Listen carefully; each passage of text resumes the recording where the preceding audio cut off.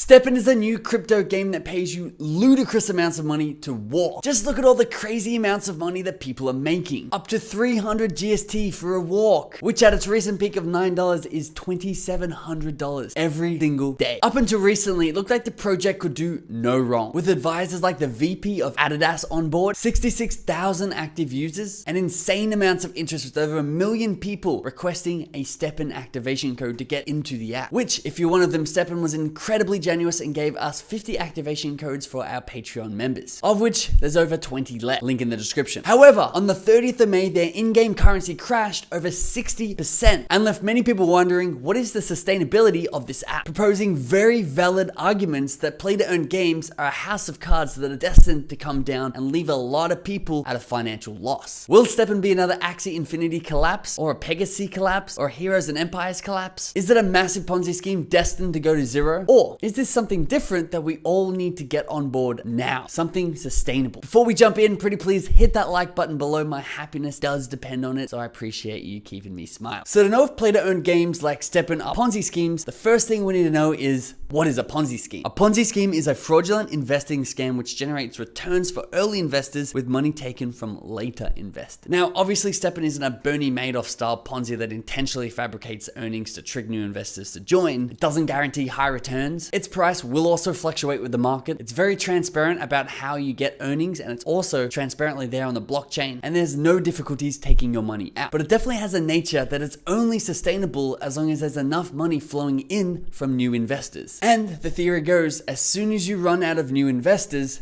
who are paying the early investors when they want to cash out? That's when the whole thing collapses. So how does this specifically rate to StepN? Well, to oversimplify everything, it's a case of supply and demand. You've got runners out there currently using StepN NFTs to earn in-game tokens GST when they go for a run. But in order to get GST out of the app into US dollars, someone needs to want to go from US dollars into GST, the demand. Then when you realize there's actually an infinite supply of in-game token GST, you realize you're probably gonna need an infinite demand for the actual token in order to balance those two variables out. StepN have acknowledged this fact. In a recent blog post, they wrote, as demand for payouts grow, so must the incoming revenue and vice versa. They say without a well-designed tokenomics, the inflation of the game token will spiral and lead to a crash and burn situation, just like Axie's in-game smooth love potion, which is fantastic. They recognize that there's a potential Ponzi problem, and they see the precarious nature of this pyramid-shaped play-to-earn in-game currency, and they see the demise of people who've come before them. And lucky enough, they actually have a proposal on how to fix it. Token supply and demand must be balanced to have a sustainable ecosystem. If demand is higher than supply, the price per unit will go up. If supply is higher than demand, the price per unit will go down. And if it goes too far down, it becomes unstable and everything absolutely collapses. Therefore, StepN's goal is twofold. One, decrease the consistent supply of this token, and two, increase the consistent demand for this token. StepN wants to decrease the token supply and increase the demand by incentivizing players to either spend, burn, or hold their in-game tokens. They currently facilitate this through sneaker repair, sneaker sockets unlocking, level up and mystery box boosting, customization fees, leveling up your sneakers, shoe minting, and upgrading your gem, which is fantastic tokenomics compared to most projects. But to me, the only reason why anyone will want to do any of these things with their tokens is to invest more into their NFTs so they print more money in the future, which they will eventually cash out, right? Well, StepN also seem to acknowledge this, and they say that the solution to this is to make it really hard to reach the end game. Sort of like the play-to-earn version of the golden handcuffs, where staying around is just too lucrative to actually cash out on because the incentives to upgrade your sneakers will yield you more. But eventually, there must be an end game. Now, just so you know, I've been super critical on StepN so far, but not only am I a happy user of this app and NFT, I even made a video on this channel about the first run I ever did and exactly how much I earned. I'll link it in the description below. But I also am aware that StepN don't want to be running a Ponzi scheme. It's not in their best interest for their ecosystem to crash. They want this to be as sustainable as possible. So they're not the bad guys. And in fact, I think they're doing their best to retain the earning potential while curtailing the Ponzi nature extent that currently plagues most play-to-earn games. But I start to wonder, based on their wording of curtailing a Ponzi scheme, can you ever really overcome the Ponzi dynamics of an ecosystem? I mean, look at almost any commodity ecosystem. It always needs a balance of supply and demand to sustain itself. From contemporary art to gold to even the US dollar. If demand for any of these dried up, it would absolutely implode on itself and be worth zero. Therefore, they all need new buyers coming into the market in order to use their token. StepN thinks one of the only ways around this is to add another layer of earning potential in the intangible value of a crypto asset like an NFT. They say without intangible value, the overall value of these crypto assets will decrease over time, resulting in a collapse of the in-game economy. They say developers should ensure games not only are enjoyable, but offer value to users apart from the monetary rewards attached to them. And examples of this include networking, communities, mental health benefits, and even cognitive development. Gary Vee did this extremely well in his NFT drop, allowing you to access him and his time in exchange for buying his NFT, as well as joining his supportive NFT Web3 community. And I mean, StepN does get people, even me, outside and running. And I could see if they implemented a social aspect to this, like a StepN Run Club in your local area, where you all get there at the same time with your shoes and you put them on and you go for a run and you guys get paid as a group. It could turn into a guild. There could be a lot of intangible value added into this app in the future. But before we get into exactly how to know if StepN is going to be collapsing before it collapses, there's one more fascinating point that I came across in my research. Some wildly intelligent person on Reddit was discussing what is the productive output of StepN, which it's people going for a run, which unfortunately isn't really valuable to many people. That's why you've never really been paid to run before StepN came around. However, it is valuable to some people and some businesses. Health insurance companies, for example, they reduce your premium based on how fit and healthy you are, and even offer lucrative deals like my mom got a free Apple Watch in return for walking 3 times a week. Or a large company, say Apple, for example, they have thousands and thousands of employees who they want to be healthy and happy because it means they're more productive at work. They'd also take less sick days and make the company a lot more money. Or since people are opting to run with StepN instead of driving in their car, StepN is increasing carbon offset. These could be sold as vouchers to companies who may want to produce more. All 3 of these situations would allow demand for GST to increase because people like these companies would actually sponsor this because they get direct value out of it. The other thing to notice is that all NFT projects, DeFi protocols, and even cryptocurrencies themselves face the exact same problem. And the answer is to increase the utility and the value of the actual product itself. For example, how can you apply this model of tokenomics to something more valuable, such as picking up litter, solving complex problems, think like the X Prize, or even education? I can foresee a future where you actually get paid to go to college and learn certain things because it's valuable for the community and the ecosystem we live in. So lastly, how can you see a collapse coming before it actually collapses, and how can you get out ahead of everybody else? Well, come over to this StepN dashboard on June.xyz, also known as Dune for the American. This allows you to see the player growth and the player expenditure in the app, which will be 2 of the earliest things to drop off before the value of the coin. If you're watching me still and haven't joined our Discord yet, the link is in the description. We're trying to create the friendliest and most educated community in all of Web3, and we would really love to have you participate. I'm very much looking forward to you joining and introducing yourself to us all.